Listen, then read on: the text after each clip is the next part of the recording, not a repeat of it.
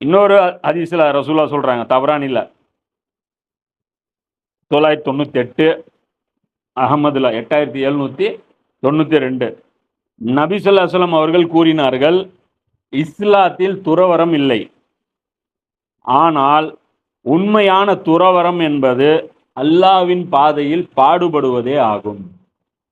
அல்லாஹ்வுடைய பாதைக்காக நேரம் ஒதுக்குறோம்ல, இதுதான் துறவரம்ங்கிறேன். அதாவது நம்முடைய வாழ்க்கையில ரொட்டீன் லைஃப் இருக்கணும், சமூகத்துல கலந்துருக்கணும், பப்ளிக்கோட இருக்கணும், பப்ளிக்கோட ரொம்ப க்ளோஸா இருக்கணும், பப்ளிக்கோட பிரச்சனைகள் என்னன்னு தெரிஞ்சிருக்கணும், அதை தீர்க்கக்கூடியவங்களா இருக்கணும். அதே சமயம் இதெல்லாம் வந்து என்ன, அல்லாஹ்வுடைய பாதையில் நம்ம செய்யக்கூடிய உழைப்பு. இது வந்து துறவரம்ங்கிறாங்க. 1 மணி நேரம் குர்ஆன் படிக்கிற இல்ல, 1 மணி நேரத்துக்கு நீ துறவி. புரியுதா? ஏன் உலகத்தை விட்டுட்டு இல்ல? புரியுதா இல்லையா? உலகத்தை விட்டுட்டு போயிட்டு இல்ல, ஒரு அல்லாஹ்வுடைய தீனுக்காக ஒரு கான்ட்ரிபியூஷன் பண்ற இல்ல, உட்கார்ந்து படிக்கிற, எழுதுற, இல்ல அதை அதை கொண்டு போய் மக்கள்கிட்ட சேர்த்துற, அல்லாஹ்வுடைய குர்ஆனை கற்ற, மற்றவங்களை கற்றுக் கொடுக்குற, இதெல்லாம் என்னது? துறவரம். இது செஞ்சேனா உனக்கு தூக்கம் இழக்க வரும். சில நேரம் லேட்டா தூங்க வேண்டியது வரும்.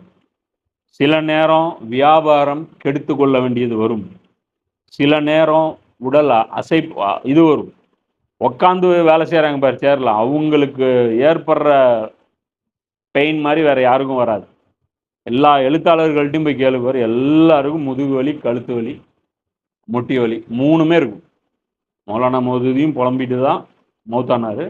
எல்லாரும் இசார் அஹமது வீல் சேரு, எல்லாருடைய கதையும் அதுதான். யார் உட்காந்து ஒரு இடத்துல வேலை செய்கிறாங்களோ அவங்களுக்கு பயங்கரமா இது. இதெல்லாம் என்னது? அல்லாஹ்வுடைய பாதையில ஏற்படுற இது ஜிஹாது. புரியுதா? உட்காந்து கம்ப்யூட்டர்ல உட்காந்து எடிட்டிங் பண்ணுவோம், ஒரு நாள் பூரா உட்காந்து எடிட் பண்ணும். என்னது? ஜிஹாது. புரியுது? அல்லாஹ்வுடைய பாதையில வந்து நீ செய்யற அப்படின்னா இது வந்து இது இழப்புகள். அது இல்லாமல் ஏகப்பட்ட இழப்பு வரும். அதாவது நீ இருக்கிற ஊருக்கு தகுந்த மாதிரி, இந்தியா மாதிரியான நாடுகள்ல குறைவு, மற்ற இஸ்லாமிய நாடுகள்ல நீ வாழ்ந்தே அப்படின்னா ஏகப்பட்ட இழப்புகள் வரும். இப்போ இன்னைக்கு காசா மக்கள் எப்படிப்பட்ட இழப்புகளை சந்திச்சுட்டு இருக்காங்க. பணம் இல்லாமல் வரும், உறவுகள் எல்லாமே இழப்பு ஏற்படும். இது துறவரம். புரியுதா? இதை சகிச்சுக்கிறோம்ல, இந்த துறவரம் தான் இஸ்லாத்துல இருக்கு. புரியுதா?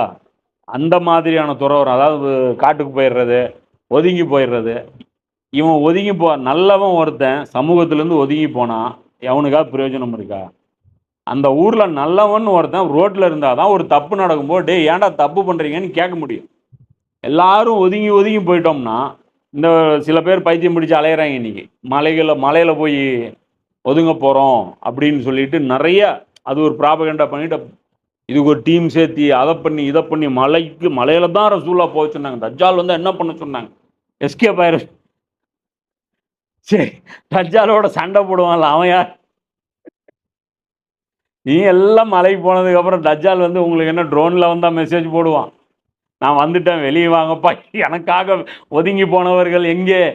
தஜ்ஜால் வந்து கேட்பானா, எனக்காக ஆடுகளை ஓட்டி கொண்டு போனவர்கள் எங்கே? எனக்காக இந்த மாதிரி மலையில போய் செட்டில் ஆனவங்க எங்கன்னு அவனா வந்து உங்களை தட்டி எழுப்பி கூப்பிட்டு வருவான். என்ன மாதி அலைஹிஸ்ஸலாமும் ரோட்ல தான் இருப்பாங்க, மக்களாக தான் இருப்பாங்க. சரியா? இது அல்லாஹ் சொல்றான்.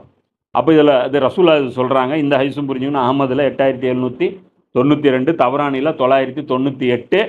அப்போ நமக்கு ஒரு வகையான துறவரமும் இருக்கு, ஒரு வகையான காமன் லைஃபும் நமக்கு இருக்கு. அது ரெண்டும் பேலன்ஸ் பண்ணணும்.